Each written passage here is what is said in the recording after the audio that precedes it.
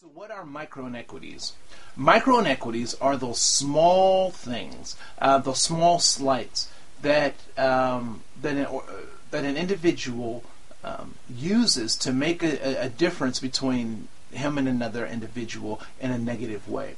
So in the 60s, in 1964, we signed the Civil Rights Act, and there are all these.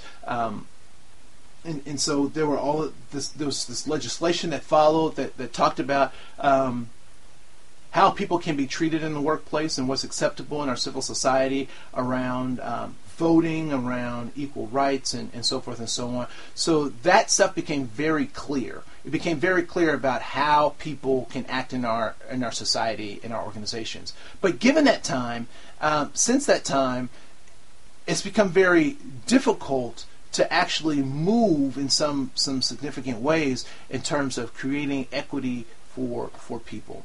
And so one of the things that I do know is that, actually let me back up, because what I want to talk about is discrimination, and then we'll talk more about microinequities. So first of all, what is discrimination?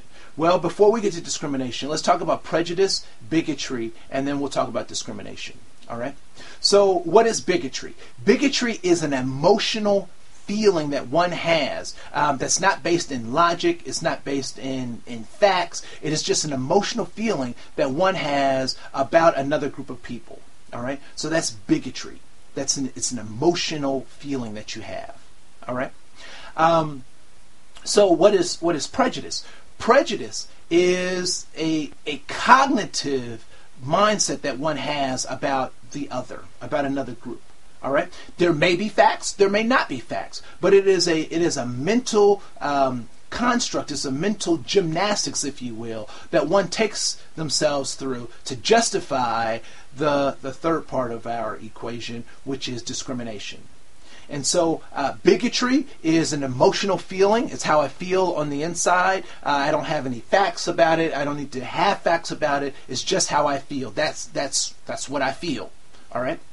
Then there is prejudice, which is the mental gymnastics, or the things that go inside your head, the thoughts that you have about other people. And then finally, as the third stool, or the third leg in the stool of oppression, is the concept of discrimination.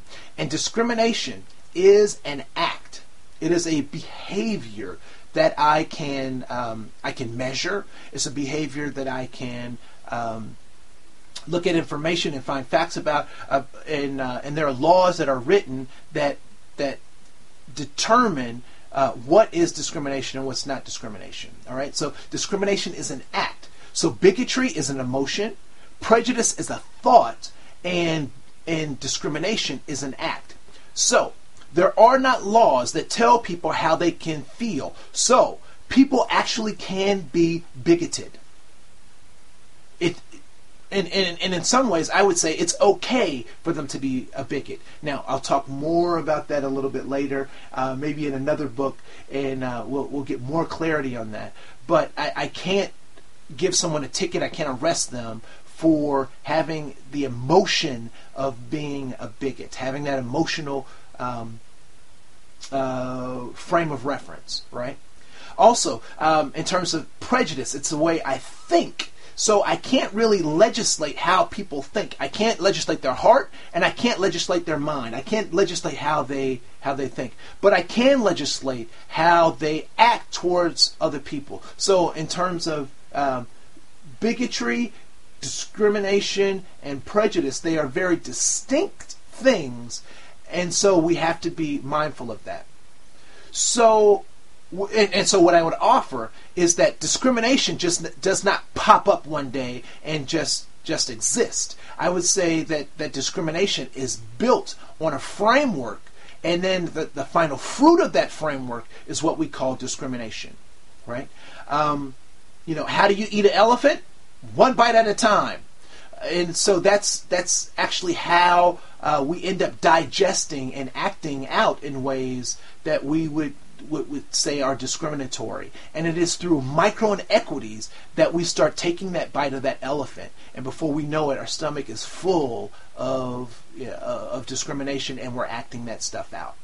And so, so how do micro inequities play into discrimination? They are the small things that slowly build and build and build until you have a person that thinks it's okay, or in an atmosphere that accepts the fact that people treat themselves or treat each other without dignity and honor and being human.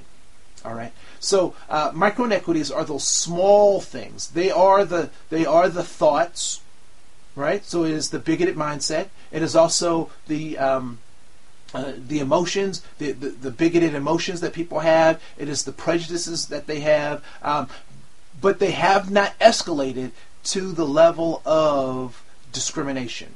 All right. So it's all these small things. It's times and interactions that you've had with people, and you question what just happened.